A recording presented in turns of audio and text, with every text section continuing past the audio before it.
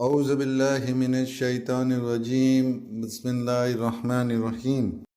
આજના આપણા દર્શનો વિષય છે, સબ્જેક્ટ છે ગીબત. ગીબત એક ગુનાહે કબીરા એટલે કે મોટો ગુનાહ છે. એની મનાઈ માટે કુરાનની આયતો હદીસો ઘણી બધી મોજૂદ છે. ગીબત દુનિયા અને આખિરત બંને આપણી બગાડી દે છે. અને ગીબત આપણે આટલી સામાન્ય રીતે કરીએ છીએ કે આપણને ખ્યાલ જ નથી કે આટલો મોટો ગુનો આપણે કરી રહ્યા છીએ. સૌથી પહેલાં આપણે ગીબત કોને કહેવાય એ જોઈએ. ગીબત એટલે કોઈની પાછળ તેનું ખરાબ બોલવું, જે તે પસંદ ન કરે, જે એને પસંદ ન આવે, એ ગીબત છે. બીજા શબ્દોમાં કહીએ તો પીઠ પાછળ કોઈનું ખરાબ બોલવું, જે સાંભળતા એનું દિલ દુખાય, પછી ભલે જે આપણે વાત કીધી એ સાચી હોય, ગીબત કહેવાય છે.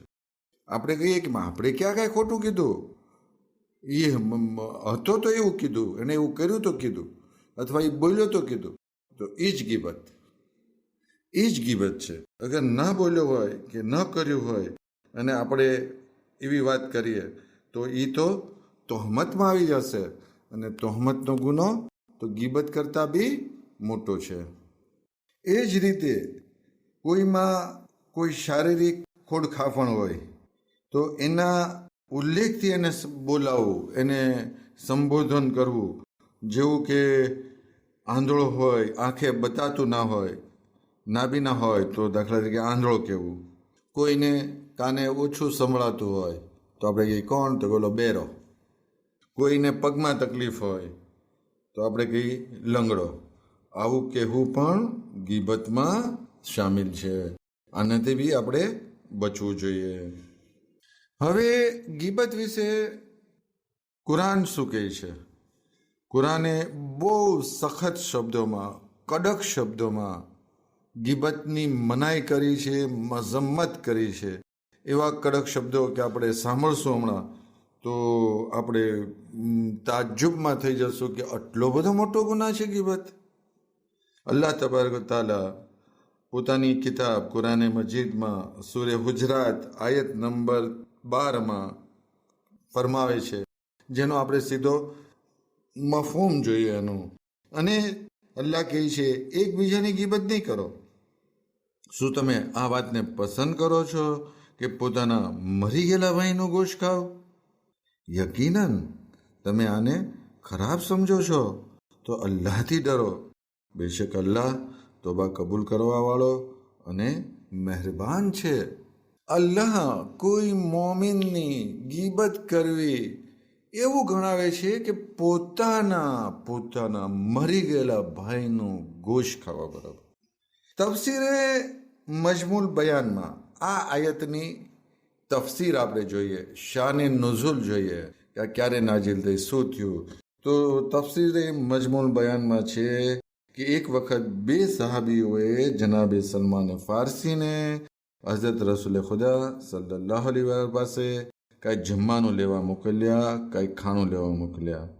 જ્યારે જનાબે સલમાન હઝરતની પાસે આવ્યા તો હુઝુરે તેમને ઉસામા બિન ઝૈદની પાસે મોકલ્યા, જે હઝરતનો ખાદિમ હતો.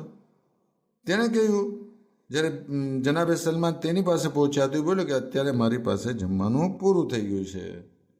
જનાબે સલમાન કે વાંધો નહીં.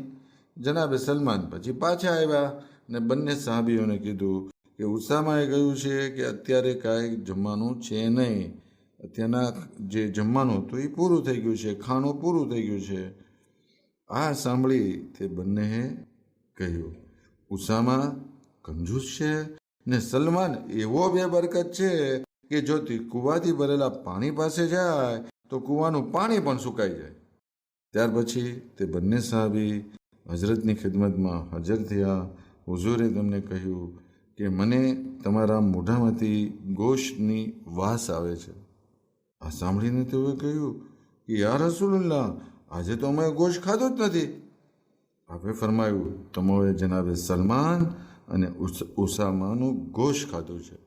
પછી આ આયત નાઝિલ થઈ કે તમે એકબીજાની ગીબત નહીં કરો. શું તમે આ વાત પસંદ કરો છો કે પોતાના મરી ગયેલા ભાઈનો ગોશ ખાઓ? યકીનન તમે ખરાબ સમજો છો તો અલ્લાહથી ડરો. મેમૂનથી વર્ણન છે કે મેં સપનામાં જોયું કે મારી સામે એક માણસનું મરદું પડેલું છે, મયત એક માણસનું, ને મને અવાજ આવ્યો કે આને ખાઓ.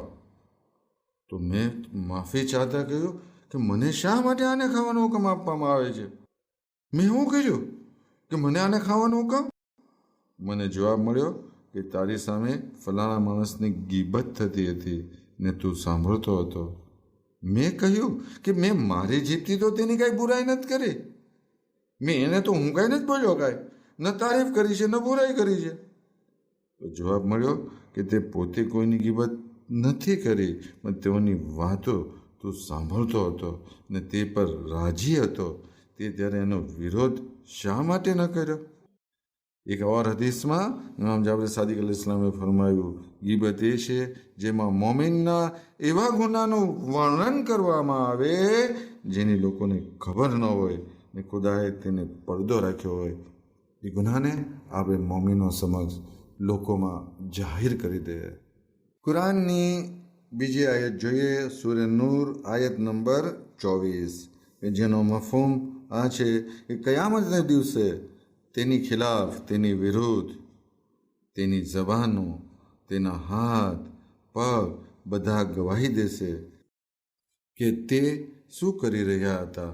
ખુદ આપણા હાથ પગ જબાન બધી વસ્તુ, આપણા અંગો આપણી વિરુદ્ધ ગવાહી આપશે કે અમે આ કર્યું છે. જેવી રીતે આપણે આયતની તફસીરમાં મેમૂનનું વર્ણન જોયું કે એની સામે મુર્દું રાખીને કહેવામાં આવ્યું કે તું આને ખા કેમ કે તું સાંભળતો હતો. તો ગીબત કરવી તો ગુનાહ છે, તેમજ સાંભળવી પણ એટલો જ ગુનાહ છે. આપણા માટે જરૂરી છે કે દીનદારની ગીબત સાંભળીએ નહીં. પેલું આપણે સાંભળીએ નહીં ને ગીબત થતી અટકાવીએ. પેલું સ્ટેજ કે ભાઈ રહેવા દો ને ભાઈ, ખોટા હું આપણે આપણા એના ગુનાઓને માફ કરવા ને આપણી નેકીઓ ઓછી કરી સમજાવીને રોકીએ. અગર એમ ન થઈ શકતું હોય તો એ જગ્યાથી જતું રહેવું.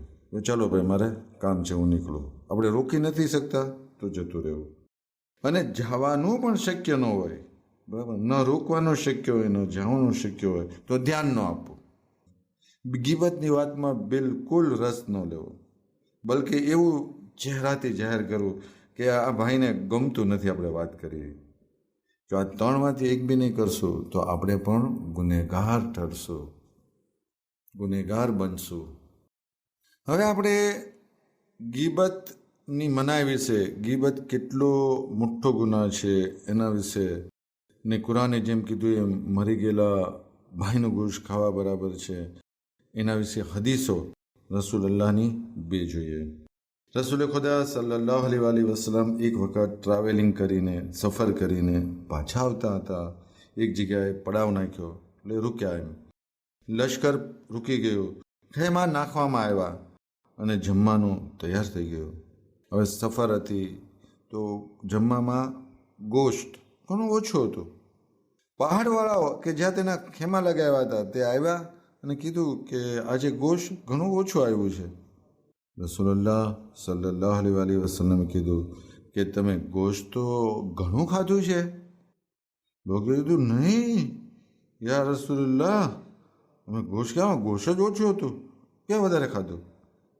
આપે કીધું કે તમે ગીબત કરી તમારા મરી ગયેલા ભાઈનું ગોશ્ત ખાધું છે. બીજો બનાવ જોઈએ મદીનાનો. રસૂલુલ્લાહ મદીનામાં છે અને રસૂલુલ્લાહે કીધું કે કાલે બધાએ મુસ્તહબ રોજો રાખવાનો છે અને મારી પરમિશન વગર, મારી રજા વગર કોઈએ રોજો ખોલવાનો નથી. ઇફતારનો ટાઈમ થયો. રસૂલુલ્લાહ સલ્લલ્લાહુ અલૈહિ બધાને ઇફતારનો હુકમ દીધો. એક સાહબી આપ પાસે આવ્યો અને કીધું કે મારી બે દીકરીઓ છે, એણે પણ આપના હુકમના મુતાબિક રોજો રાખ્યો છે, તેને પણ ઇજાજત આપો. એને પણ પરમિશન આપો કે એ રોજો ખોલે. આપે ફરમાયું તેને રોજો નથી રાખ્યો. બોલો સાહાબી કે નહીં નહીં યા રસૂલલ્લાહ, એને રોજો રાખ્યો છે. આપે ફરમાયું તેને આખો દિવસ ગીબત કરી મરી ગયેલા ભાઈનું ગોશ્ત ખાધું છે, જાઓ એને કહો ઉલટી કરે. સાહાબી ઘરે આવ્યો અને દીકરીને કીધું ઉલટી કરો, તો દીકરીએ ઉલટી કરી તો ઉલટીમાંથી વાસ્ત આવતું ગોશ્ત પેટમાંથી બહાર નીકળી. આ હકીકત છે ગીબતની. આપણે જોયું કે કોઈની ખરાબ વાત તેની ગેરહાજરીમાં એ ન હોય ત્યારે કરવી એને ગીબત કહે છે. અને આ એવો ગુનાહ છે કે માણસ ખૂબ જ આસાનીથી કરે છે અને એને ખબર પણ નથી પડતી કે આ ભયાનક ગુનો કર્યો છે.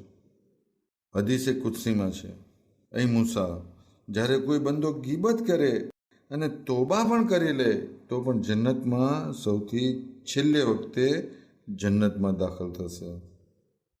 એક તોબા કરી તો છેલ્લે જન્નતમાં જશે, તોબા ન કરી તો સૌથી પહેલા જહન્નમમાં નાખવામાં આવશે. આ છે ગીબત. રસૂલુલ્લાહ સલ્લલ્લાહુ અલૈહિ વસલ્લમથી રિવાયત છે કે ગીબત કરનારની 40 દિવસની નમાઝ તથા 40 દિવસના રોજા કબૂલ નથી થતા. અલબત્ત જેની ગીબત થઈ હોય એ માફ કરે તો કબૂલ થશે.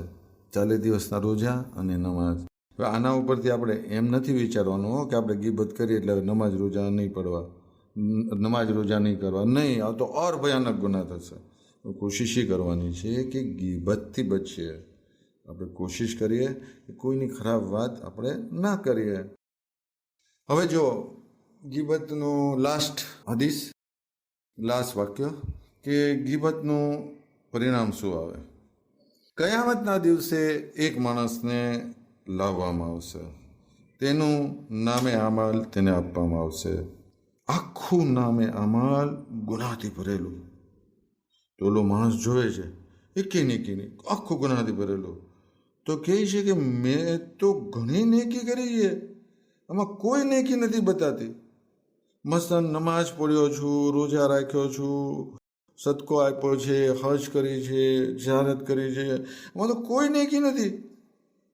તો જવાબ આપવામાં આવશે કે તે જેની જેની ગીબત કરી હતી તેને તારી નેકીઓ આપી દેવામાં આવી છે અને તેના ગુનાહ તારા ખાતામાં લખવામાં આવ્યા છે. નેકીઓ ગાયબ અને ગુનાહ ખૂબ જ વધી ગયેલા. કારણ ગીબત, કોઈની ખરાબ વાત કરવી. કેટલો નુકસાનનો સોદો કે આપણી નેકી વહી જાય, એના ગુનાહ આપણામાં આવી જાય.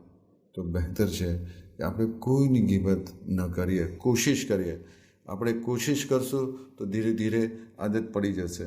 ઘણા હોય છે તમે એને વાત કરો તો તરત તમને રોકશે, ભાઈ જવા દે એની વાતને, એની પંચાયત જવા દે, જે કરવું એ કરે, આપણે આપણું કામ કરો, તરત રોકી દેશે. તો આપણે કોશિશ કરવી જોઈએ કે આપણે આ ગુનાહથી બચીએ. અલ્લાહ પાસે દુઆ છે કે આપણે ગીબતથી આપણે બધાને બચાવે. આખિરમાં દુઆ કરીએ, એ અલ્લાહ અમે જી કાંઈ બોલ્યા અને સાંભળ્યું તેના ઉપર અમલ કરવાની તૌફીક અતા ફરમા. એ અલ્લાહ અમારી હરેક નેક હાજતને પૂરી ફરમા. અમારી રોજીમાં ખૂબ બરકત દે. અમને હર બલા, બીમારી, આફતથી હિફાજતમાં રાખ. ઇલાહી આમીન. व आखिर दावाना अनिल हम्दुलिल्लाहि रब्बिल आलमीन.